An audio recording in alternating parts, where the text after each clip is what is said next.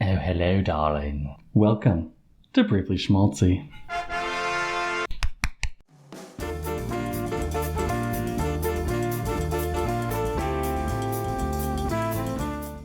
Today's literary cocktail is inspired by The Bell Jar by Sylvia Plath. Specifically, there's a passage in which the main character, Esther Greenwood, encounters a fig tree. She kind of ponders the many branches and pathways of her life. So I thought we could do a little take on a black Manhattan today. So there are 3 parts to a Manhattan. The man, the hat. Shit, I forgot the last part. Anyway, it's usually rye whiskey, sweet vermouth, and a dash of bitters. But of course we have to get the fig in there somehow. I don't know, the origins of the Manhattan are a little bit nebulous. We know it originated in Manhattan, New York. We don't really know whether it came from the Manhattan Club, or if some bartender out there just wanted to temper whiskey with some vermouth, or if another bartender out there just wanted to temper some vermouth with some whiskey. Now that's my kind of cocktail. I'm pumped for this one. I've been letting Black Mission figs sit around in rye whiskey for 7 days. Haven't tried it yet. It's going to tickle the taste buds. Usually with a Black Manhattan, you would replace the sweet vermouth with an Amaro, or like a very bitter Italian herbal liqueur. I'm not bitter, but Esther Greenwood's a little bitter. There's a point in the passage of the fig tree where she contemplates what her future would look like. She's frustrated by all the expectations put upon her and that she puts upon herself, but she's also frustrated that she's frustrated, that she can't have this wildly exotic life, but also that she can't at the same time have a home life with kids, but also that she can't dedicate her life to writing. So with that in mind, we're not going to make 1, not 2, but 3 cocktails. Each cocktail will have a different Amaro in it, because Esther is filled with different kinds of bitterness. She's a complex human being. Let's jump right in, shall we? Actually, first I want to try this. I'm going to give it a little spoonful. A spoonful of fig whiskey makes the medicine go down. In the industry, we like to call this fig-ski. Pass the fig-ski, wouldn't you, darling?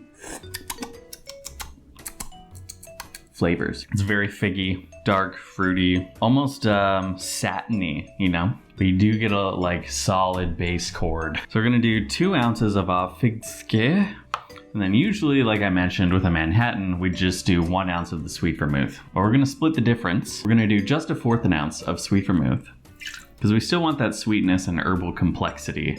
And also it's bittersweet, get it?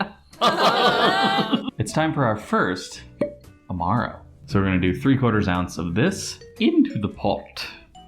This particular Amaro is very pepperminty, kind of burnt orange. I almost forgot our bitters.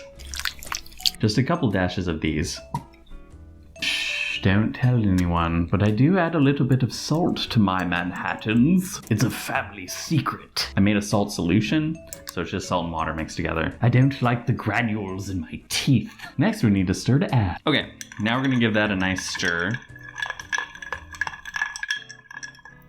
Maybe I should just start a ASMR cocktail channel. That should be good enough. We're just gonna strain this into our glass.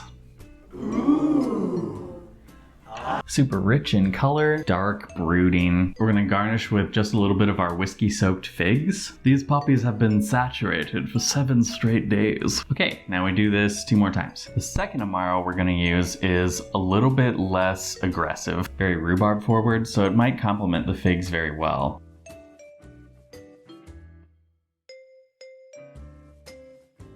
So this third spirit is actually an aperitif rather than a digestif, but it's still a very herbal wine, meant to be enjoyed before dinner rather than after.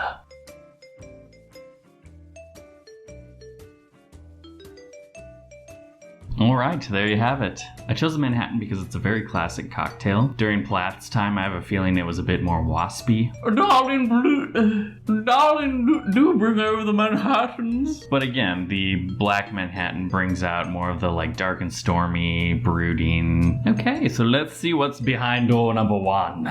So this one is the minty, kind of burnt orange one. You don't really taste the mint, but it does lift the drink, kind of cutting the sweetness of the vermouth. Let's try number 2. This one is a softer rhubarb, baby. That's good. Definitely sweeter. I think this Amaro tends to work with the figs rather than fighting against it, like in number 1. On to number 3. This one reminds me more of a classic Manhattan. Very fruity. Definitely fruitier than the other ones. That's good. I don't know which one to choose. This is frustrating. They're all gorgeous. We have 3 lovely fig ski cocktails. Let's go read the bell jar. Let's go read the bell jar.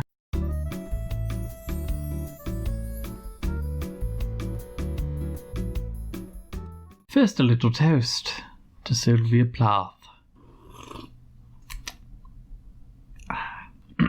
From The Bell Jar by Sylvia Plath.